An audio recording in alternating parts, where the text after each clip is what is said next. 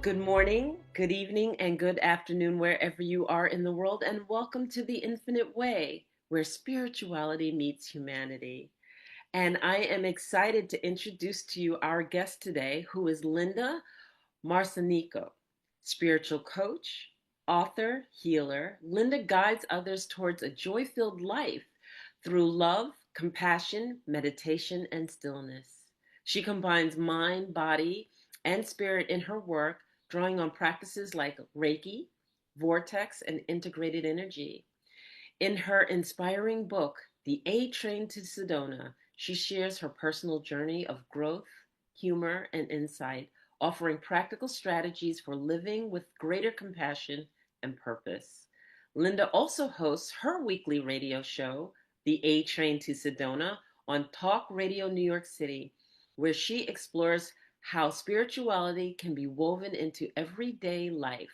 We're excited to welcome her today to the Infinite Way podcast. So, welcome.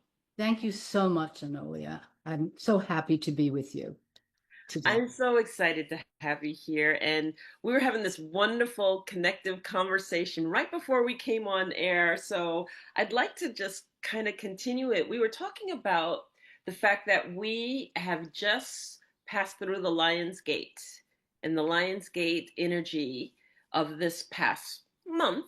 We're in August. And how that energy has been so impactful in so many different ways. And I just wanted to open that kind of up to you of like, what have you been experiencing these past couple of weeks? I've experienced the need to ground myself. I've been doing a lot more praying, a lot more meditation, a lot more mantra, and I'm using the violet flame, the violet light a lot, and using it as a mantra. I've memorized something, it's very beautiful.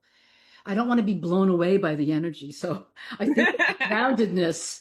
Uh, Well, do share your mantra. We'd love to hear it if you don't mind.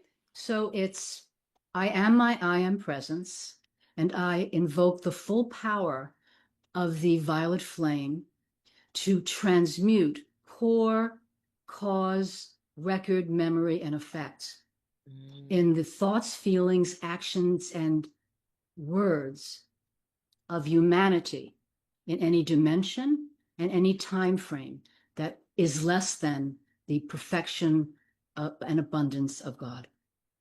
How beautiful. So I'm working on myself as well as humanity. And if I have a negative thought, and there have been those thoughts, I bring it in and I feel like it wipes it away. Because Hmm. biofilm is very powerful. It just crisps things.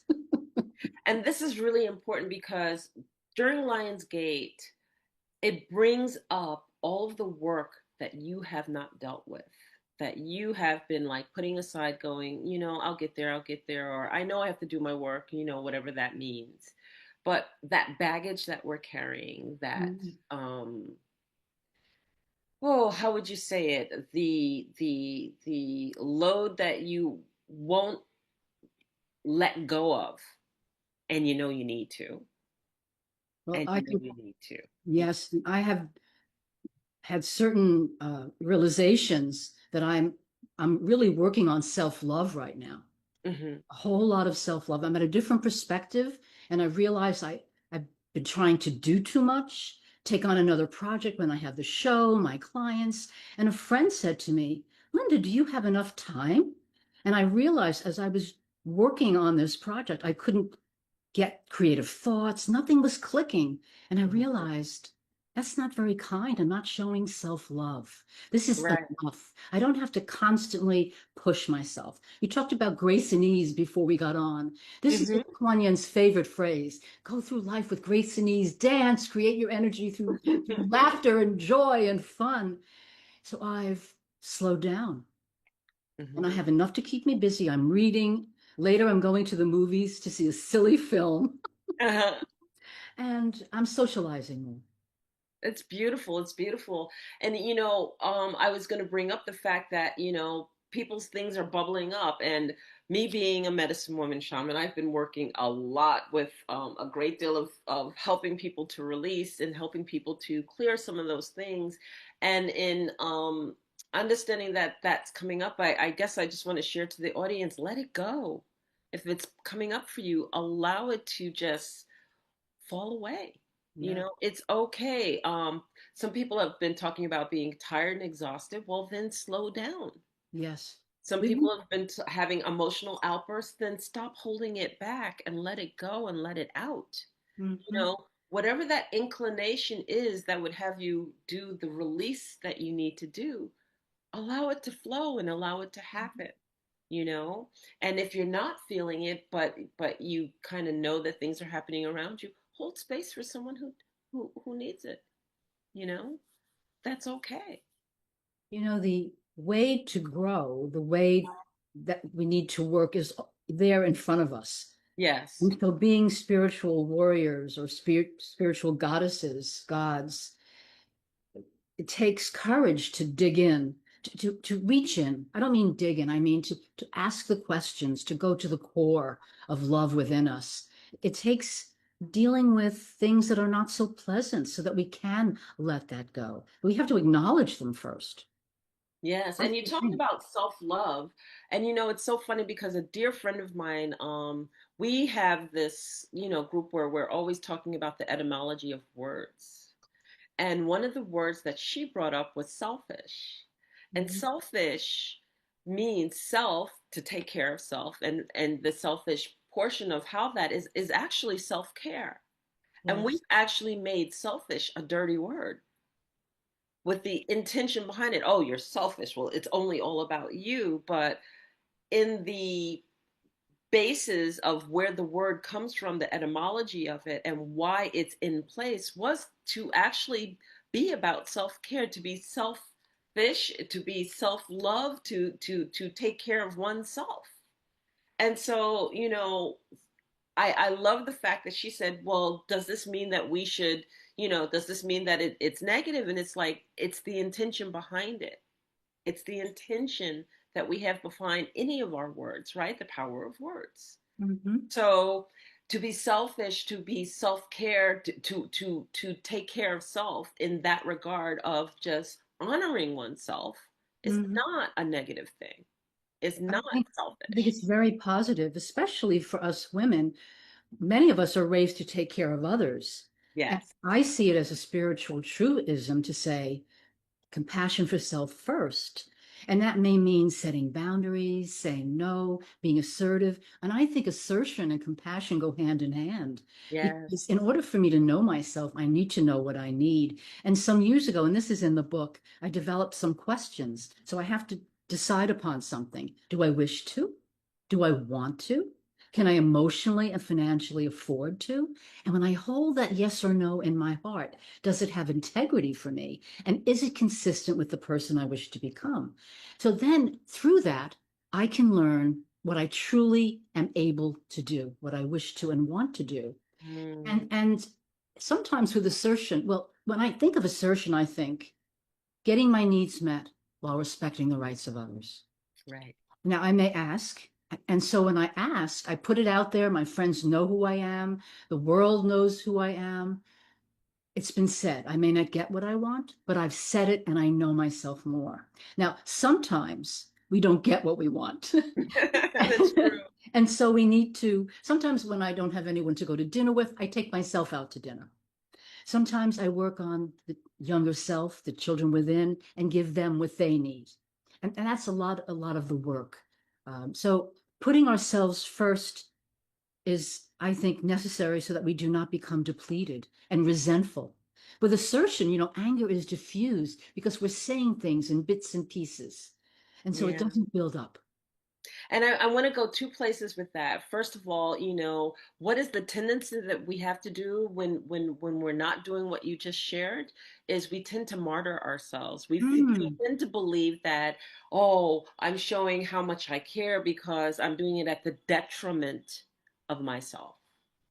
Okay. And that's not what we're talking about because you do anything at the detriment of your own care, you're not serving anybody. You're not doing anybody a favor. So you shouldn't be doing anything at the detriment of yourself. You should be doing it in balance with what you can offer and what you can receive.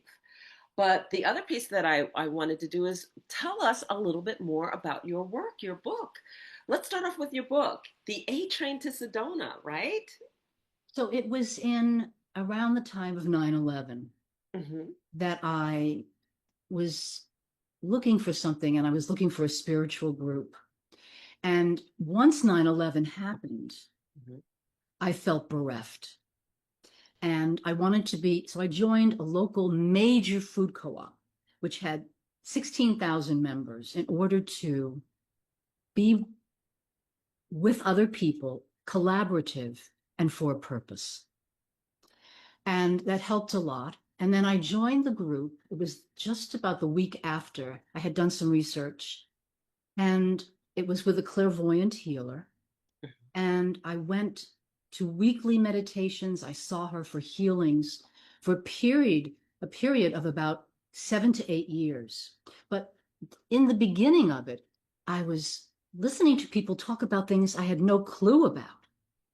I was going for the healings, I was growing, I would go to retreats, and that's when I learned about Sedona. Everybody knew about Sedona. This is the first time I heard about it. Uh, So I thought, look at this experience that I'm having. It's so wonderful. I want to share the experience. I'm going to write a book. So I started writing the book. I was going to Sedona. I owned a home, which I owned for 13 years. And I wrote in the beautiful energy. I would come home and here to New York and continue to write. And I submitted some of the work to my first editor. She said, you have to have a website and you have to blog. No way. No way do I want to do that. It's too much. So I submitted the book. No one was interested in the book. So, gotta get a website to start some blogging. I have over 200 essays on the blog at this point. So before I decided about the blog, it took me about 6 months to decide what perspective I would have. It's going to be spiritual, but how? And I thought it's got to be about love and compassion. Because when we're loving and compassionate, we're spiritual, whether we know it or not. It takes a lot of work to get there. You, yes. you know, the Beatles have a song, All You Need Is Love. All you Yes. need is love. And so in the song, you have all these complex messages and music. It's swaying all over the place. We have musicians that we all know they're playing. And what I interpret that to be is that the title, All You Need Is Love, is very simple. But what comes into it, the music behind it, it's very intricate. And so the journey is the journey that I wanted to present in the book, my Mm. failures. And I wanted to read my favorite story from the book, if I might. Yes. Go ahead, please do. So I lived in a condo with 3 floors. Above me was a family with a new baby. One day I found their stroller parked by my door.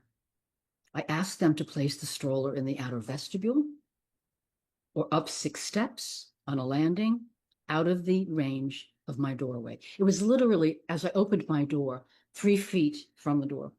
Okay. And I was just very sensitive to it. But anyway, they refused. For months, we went back and forth, exchanging conflictual words. This is, of course, one of my failures.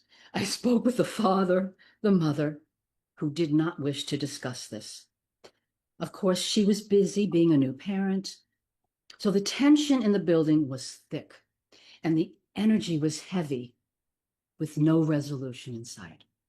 I went on for a while and I was very unhappy. I'm sure they were very unhappy. In retrospect, I could have volunteered to fold and move the stroller myself, but in my rigidity, regrettably, I didn't offer. So with no more discussion and a stalemate, time passed. And I think an angel must have whispered in my ear. I decided to focus on love, reciting I am a bodhisattva, which is a person who is on the path of awakening. So Yes. here I am working to create this sensibility. As I entered the building to see the stroller, I held love rather than anger around this impasse. And I repeated, coming back from work, coming out of the apartment, I am a bodhisattva. I am a bodhisattva. One day I came home and the stroller was gone. It had been moved, and the baby buggy was never again placed in front of my doorway. Now, my interpretation is the power of love is unmistakable. And my love vibration was communicated to Mary. Now, we each forgave the other and became friends until she moved. Mhm. This is, as I said, my favorite story of my Yeah. failure, which I was able to shift, luckily, by listening to my angels. So I talk about choosing love over fear in the book, and we Hmm. have many opportunities to do that because the third dimension is filled with a lot of fear and anger. The Yes. ego is third dimensional, but spiritually, love is all there is. So it is really our task to look at what we need to, as you said before the broadcast, to let go of things. We can work with grieving, journaling, talking with friends, seeing a professional person. And so we can decide because compassion is an everyday experience and we have encounters with people all the time. And so I encounter somebody, I don't like what I'm feeling, rather than blame the other person, Hmm. ask myself, what does this say about me? What can I learn here? And that's the work, really, to look within and to find the core of love within us. And we have these opportunities all the time. So we fail. We and we know that universe is going to send them again and again, not to punish us, but to help us Right. grow. As Right. we fail, we pick ourselves up, brush ourselves off. There's no judgment, and we wait for the next adventure. And I love what you shared, and I love that story because what you are saying is let the love that's already within you amplify. Mhm. See, we have this human experience, and a lot of times what we do is we allow the happenings of that human experience dictate to us how we should feel because of the way that it comes at us. Okay. And so when hatred is projected onto you and you want to what respond in kind, you know, but what you're sharing is that when you respond with love and you respond in kind with love, one vibration does not meet the other. One has to rise to the other, right? So when that negativity has to rise to the other and you both meet at a place that is a higher level by which where you started out or the sentiment of the disagreement, Mhm. I mean, how can you go wrong? Because then you're transcending the anger in it, the Interesting. negativity in it, and you're Yes. just coming to a place where you know um for highest grade of good of all, we resolve this. And Yes. really, what problem hasn't been resolved that way? Mm. True. I mean, I had to get out of my anger of that baby buggy blocking my view. And once I could do that, after time of praying and wondering and feeling that negative energy Hmm. in the building, I thank goodness for my angels to come in and I was ready. So that I learned, uh, that's quite a number of years ago, I learned to really work on the anger and to look beyond it. Hmm. That not everything can be as I would want it to be, and people have their own perspectives. It's not Right. only my perspective. Right. And imagine if we all did that, what kind of world would we actually live in then? Yeah. I'm an optimist, Enolia, and I think we're going to be moving in that direction. I'm an optimist also, and I just know that what I feel like we're doing right now is we're going through mid transition. I equate it because I'm a mathematician, right? I equate it to a fractal. When a fractal Ah, breaks off, right, what you have is the disharmony before it harmonizes to something recognizable that you mm, know is in flow with the rest and replicates the beauty of the rest of its origin, right? So I just feel like we're actually in that reharmonization of what the world can be. mm, And when you're going through it, you feel all of the intensity of the break. yeah, You feel the intensity of the I'm not where I'm supposed to be yet. It's disharmony. It's disharmony. But we get there and we yeah, flow into it. And before we know it, we're organized and we're right back in. We're right back in that beautiful replication of beauty and love that we started from. So that's my take on it. You Yeah, know? there are lots of groups throughout the world working on harmonizing the planet Yeah. and the connectedness of all. One of the intentions, the tips in my book is faith and the knowledge that we are all connected. Hmm. And it's really quite a beautiful thing to feel connected and not alone. And as I pray and as I meditate with a group that I am with, uh, knowing that the energy is going out there, Yeah. feeling, we're all feeling it. And it's, I think, happening from a grassroots level. Yeah. It's coming up from the So grass. so overall, is your book just a collection of works and stories, or just tell us a little bit more overall the flow of your book?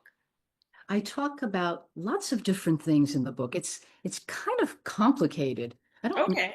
um, so in one, so I have reflections at the end of every chapter. So Okay. I have in chapter 3, clearing the tracks. Become aware of the cultural beliefs that no longer serve you and dissolve them in the light. So Beautiful. I write that shining the light on my life brings me to my childhood where I was angry with my parents. And so I had to work through the anger that I felt. And this took years, really, of counseling and not wanting to be angry and realizing. So in letting go and forgiving and seeing my parents, and of course, this is all karmic. I chose all of this, right? Yes. Seeing them as beautiful spirits who've allowed me to grow in this way. So I know a bit of being ignored. I know a bit of being jealous. I know many of the feelings that are out there in the third dimension. And I've Mm, had to work them through.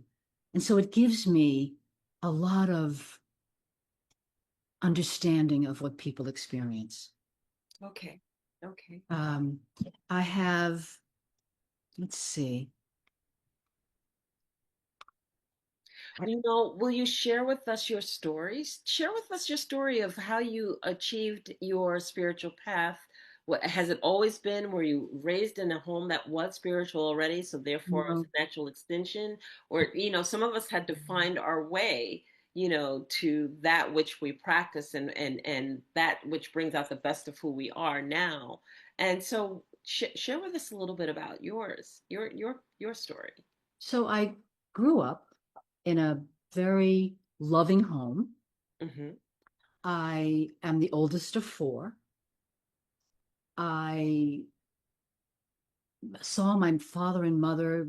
Uh, my father cooked. He was a very loving husband. And he had come back from Iwo Jima, and my mother said he was never the same. Okay. My brother and I, now my brother is not very metaphysical, so my brother said to me, "What do you think?" So I'm going to tell you, my father was in a boat, and the boat was going to the shore at Iwo Jima, and his stomach was so sensitive that he couldn't wait to get to the shore where he could have been killed. So he gets on shore, he steps this far from a mine.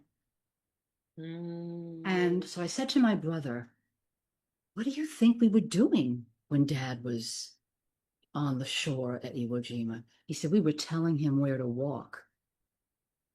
okay. So anyway, he came back luckily and had, not luckily, by de decision, really, Um, and I went to parochial school. I I felt uh, as I said, I felt overlooked. So in senior year, I'm dating somebody much older. We're having unprotected sex. I get pregnant. I get kicked out of school. I came home to a family that was embarrassed and ashamed beyond belief at a Mhm. time when this was a scandal.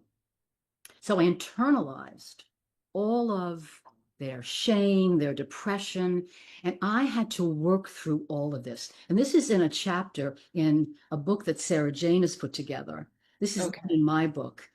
This is I didn't become selfish. I became harder to manipulate.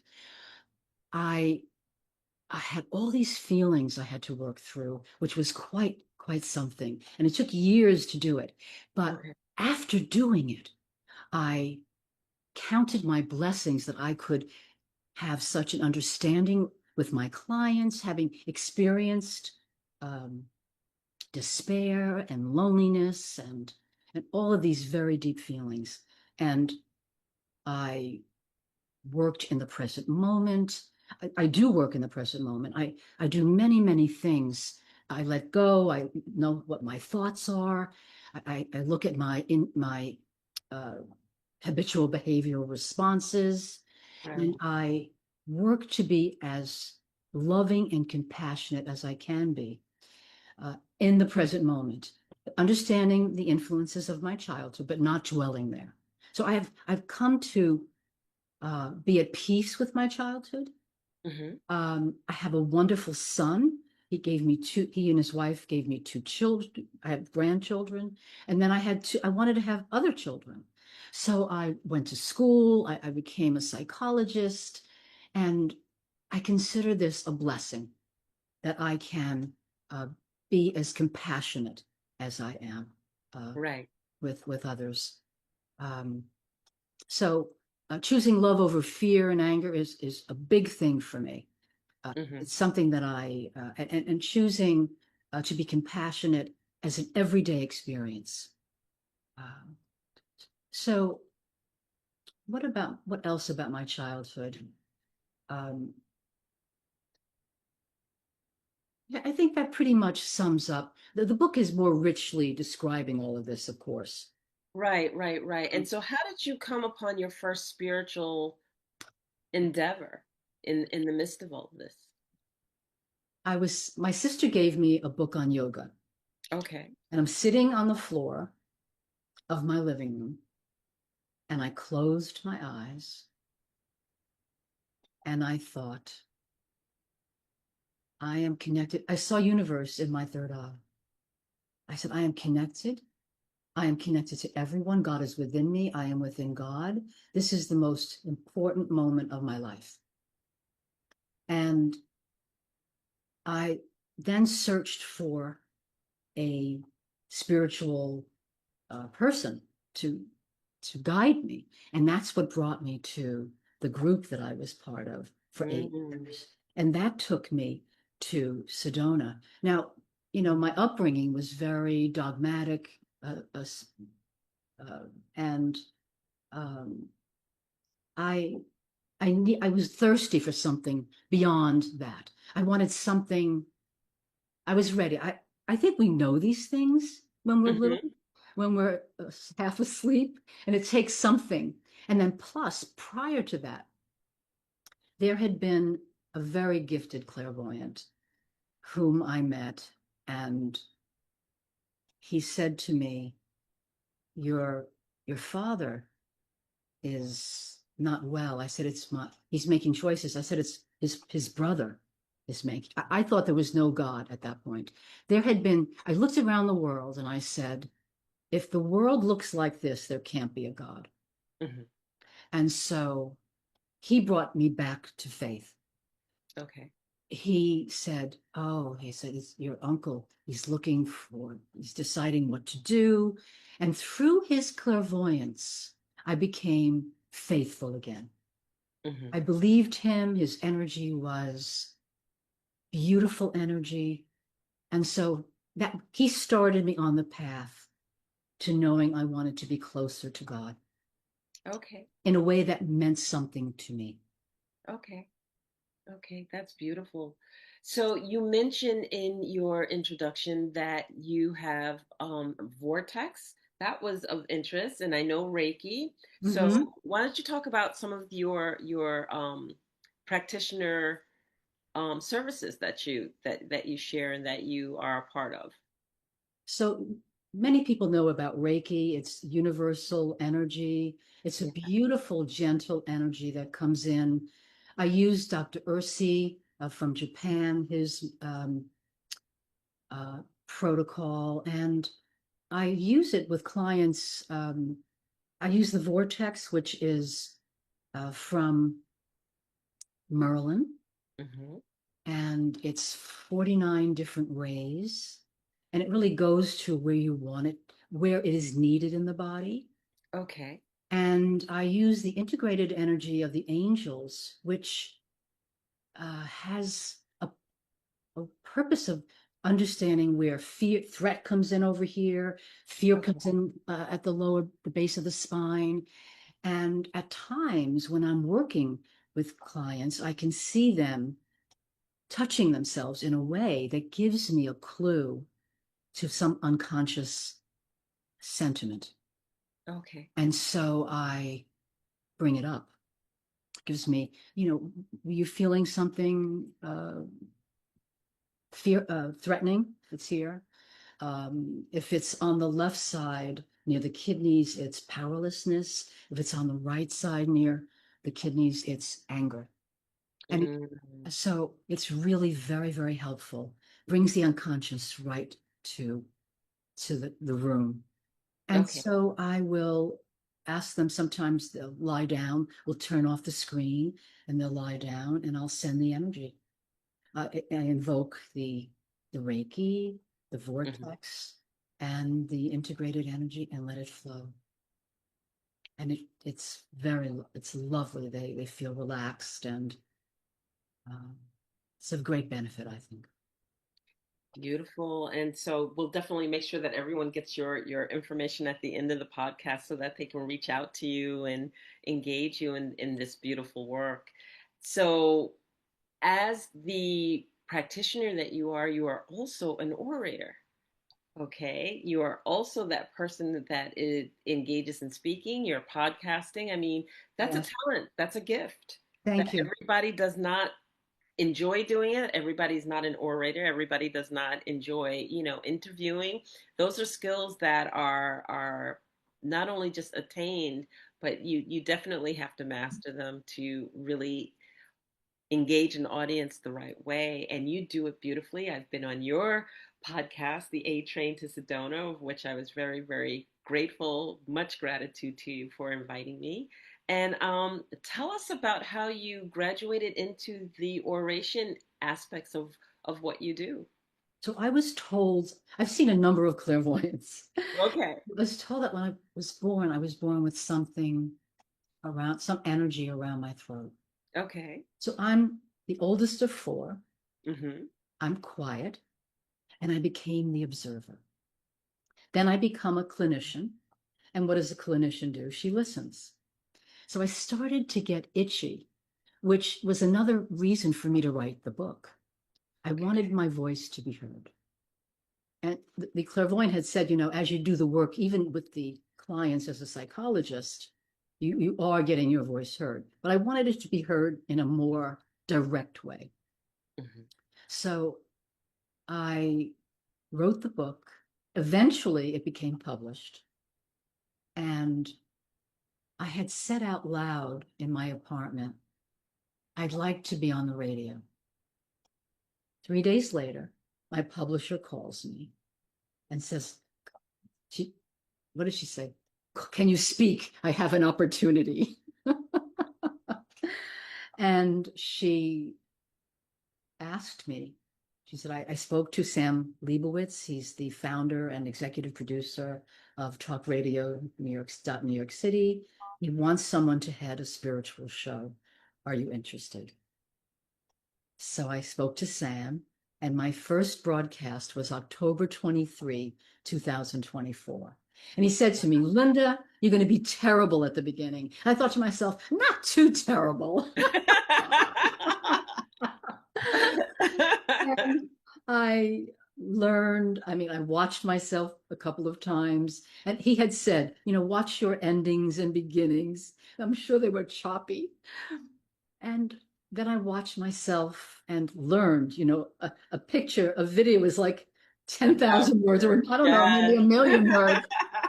And I learned from people, and the idea for the A Train to Sedona is to share the work of people who can expand the listener's view of their mind, body, spirit, wisdom. Okay. to say, well, this person is doing transformational coaching. The first woman I had on was a medium from Quebec. Uh-huh. She was lovely. She had just written a book. I have many coaches. I had a lovely uh, clairvoyant healer who goes into the blocks behind things that we don't know about.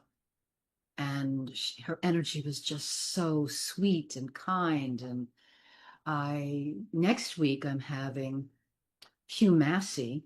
He's a man who at 12 lost his father, and Mm, he started a group called Boys Without Fathers. okay. And we connect on love and compassion. Some time ago, I had Deepak Saini, and he's a coach, and a lot of Canadians.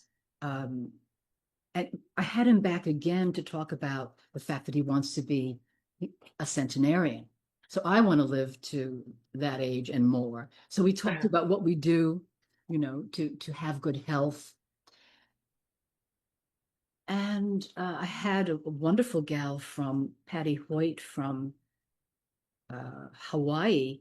And the night before she texted me, she said, Linda, there, and I didn't get it until the morning. We have a tsunami warning.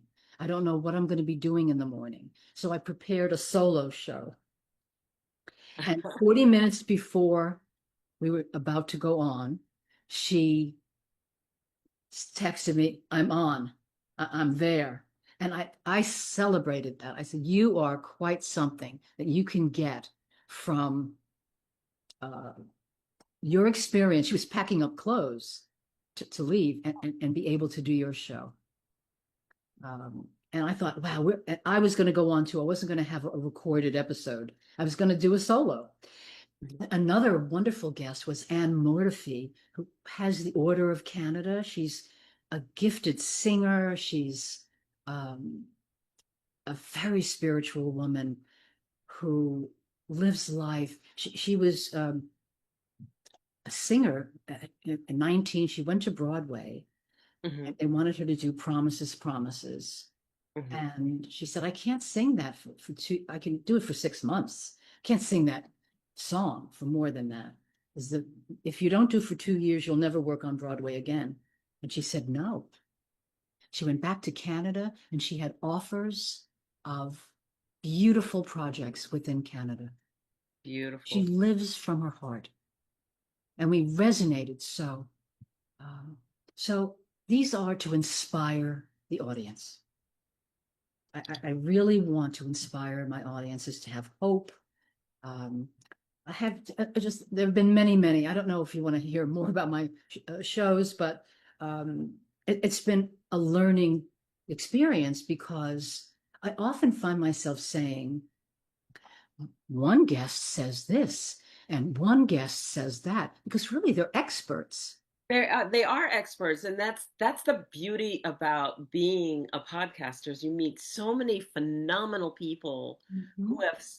bring such a plethora of skills to the table if you're like me, I'm a generalist. I love learning about everybody and everything. I Mhm. don't have like a single focus where I only want to really hear about this. No, to me that would be, I'm sorry, it would be boring. I like learning about everybody and how one can complement the other or how one takes a different viewpoint of the same exact thing, Yes, approaches it completely a different way, because yes. then it allows me to have a broader perspective on Mhm. what's being shared. Yeah. Absolutely. We learned so much. I wanted to read a reflection for you at the end of Okay. every chapter. So what I didn't tell you was that when I wrote the book, it was very technical, and that's why people didn't like it. The publishers didn't like it. And I met Jared Rosen. He was also on my show. He's a Okay. book whisperer. He said, Linda, you have to tell stories. And after every chapter, I want a reflection. So I want to share this reflection with you. Okay. Living in love is quite an achievement as well as a prize. I feel light when I'm in love with myself, with my family and friends, with my writing, with my work, with clients.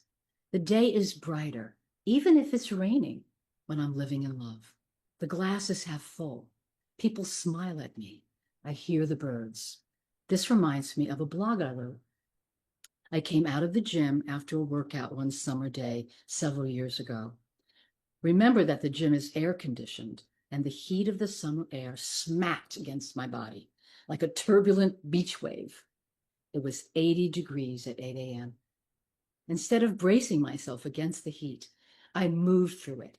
I felt as though my molecules expanded to allow my passage.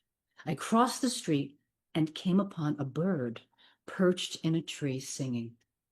This was a beautiful song that I would have missed had I been distracted by my irritation at the heat wave. I was filled with joy hearing the music, and it carried me further into the morning. I am uplifted by love and joy. You can be moved too. The energy of love surrounded me, and it's a wonderful way to begin the adventure of a new day, a new opportunity to flow with this awesome energy. Very nice. And there was another story I told, and I'm right near Prospect Park in Brooklyn. Yes. And I used to go in with my headphones, moving to the music, running. I was running half an hour at the time. And I heard telepathically, leave the buds at home. It was actually a Walkman or more primitive, Yeah. leave the music at home.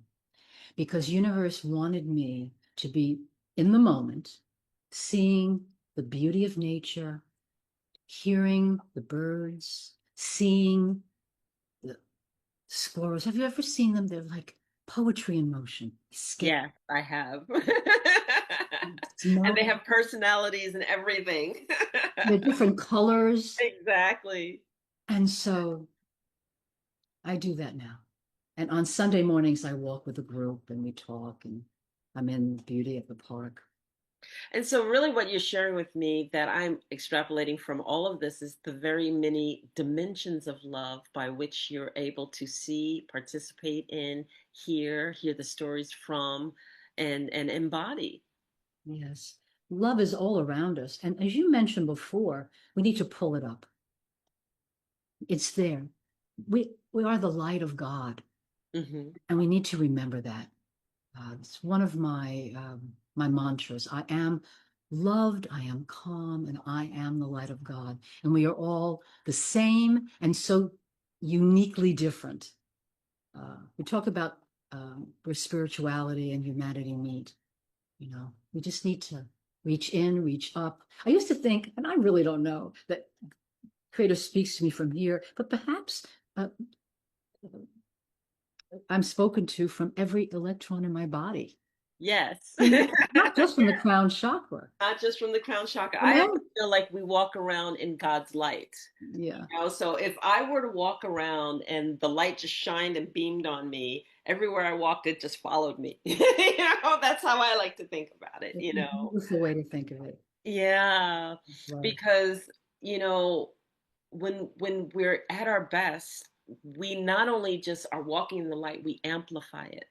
To Yeah. me, it's like we amplify that which we are, and we are one. Hmm. So it's so beautiful. And, we could continue talking about this forever. I love talking to you. We're coming up on an hour. But one question I had for you is that does Sedona hold a special place in your heart? And did something take place in Sedona? Because I noticed that your book is named that, your podcast is named that. You were talking about the discovery of Sedona. Does Sedona hold a special place in your heart where something happened or? I owe my spirituality, um, the effervescence of my spirituality to Sedona. Um, the energy, and now a lot of people go and they don't feel anything. The Hmm. energy feels like you're smoking marijuana. Hmm. I must tell you. Yes, because it's a high. There's a high there Huh. that if you're tuned into it, especially with the vortexes that are there and the various places when you can hike and climb, go Yes. from the corner of a beautiful, beautiful mountain pass and just like be blown away. But Absolutely. So there was one time I had gone to Bell Rock. The two that I used to go to most often were Bell Rock and Airport. And I have to tell you a story about Airport. So let me just say that one day, two stories. One day, um, I had come off of Bell Rock mhm. and I opened the car window to get ready to drive, and my glasses, I don't remember where they were, whether they were here or on my eyes like this. They came off me and they go like this and they fall to the ground outside. Okay. And that was for me to remember I was getting in a car and I needed to ground myself. So the other story, and I hope we have time to tell it, I had been on, Yes, we do. We do. have a group. We're going to Sedona and there's a drought. And we heard stories of the coyotes coming in and eating cats and dogs. They were starving. So anyway, we're at airport and it's dusk. The leader, Anita, is conducting the meditation. We're sitting on our pads and I hear what I think in my mind are people rowdying, making loud noises, partying. And I think, oh my goodness, they're drinking and carrying on. It's the coyotes that are getting ready to attack us. So all of a sudden, I hear her say, let's go now. We grab our things, we get to the car, and the next day, a Native American said to Anita, who knew nothing of our physically being there, he said, you were almost dinner last night. So it's a wild place. It has a deep place in my heart. I let go of so much through my meditating and writing, journaling, We walked, we talked, we ate good food in that energy of Sedona. It was my birthing. I mean, I in the on the floor of my living room was the first awakening, but it seemed to just flower in Sedona. It will always have a special place in my heart. It's it was voted the most beautiful place in the world some years ago. It's the red rocks are, it's the energy too that is. Yeah. I mean, I wrote the book and I was typing on my other laptop, and somebody said, "I feel that energy," you know. And so I really wrote the book to share my story, to have my voice be heard, and to share my journey. Because there are very intricate things that I share in here, little tips and strategies, so that other people's journey will be more direct and powerful. And that's why I wrote it. My heart is in the book. I love this. Oh my goodness, so beautiful, so beautiful. And I want to reserve the right to invite you back and to continue talking to us. I Please. absolutely love it. And just, is there anything that you want to leave our audience with? Any tidbits or anything that you want to share with this audience right here and now? That compassion is an everyday experience. Our spiritual journey is all about us. And reaching into the compassionate heart segues into our highest potentials.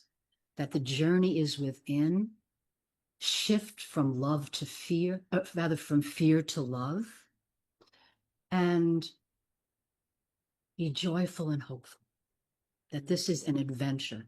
And when we can shift from fear to love, we can see this as a journey, an adventure, that and that we're not alone. There are lots of people to connect with, prayerful people, people to go to for counsel, and of course, angels who whisper in my ear all the time. I love it. How can people reach you and where can people get your book? My website is lindamarsanico.com, and I have buy the book page, and they can get it directly from me and get a signed copy, or they could go to the usual Amazon, Barnes and Noble, Walmart to get it regular, or bookstores. They all can order the book. Okay. And I have a free gift on my website on the contact page. It's an earth sky meditation that comes from Sedona, where we bring in the energy of Father Sky Mhm. and bring it up from Mother Earth, commingle the energies. Because when we think of Mother, Father, God, we think of Mother having the love aspect and Father having a another aspect, a masculine aspect that brings it together. So it's a wonderful thing to commingle Yeah. those beautiful energies of Father Sky and Mother Earth. Okay.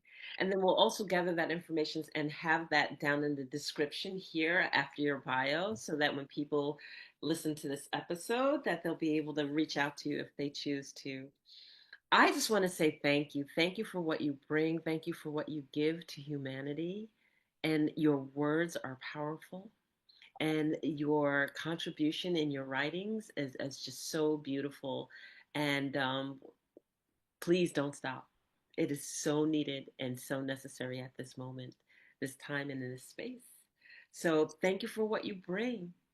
Thank you for inviting me. Thank you for listening and sharing and having my voice be heard. Thank you, Enolia. You're so welcome. So if you like what you heard, please, please, please do subscribe. Please share this with someone who needs to hear these words. They are powerful and they are so needed in a time when peace and calm need to be sought Yes. and beauty needs to be sought. So, like us, subscribe to us, come back and look for more of Linda.